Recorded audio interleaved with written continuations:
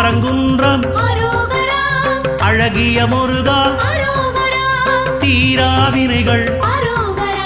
தீர்த்திட வேண்டும்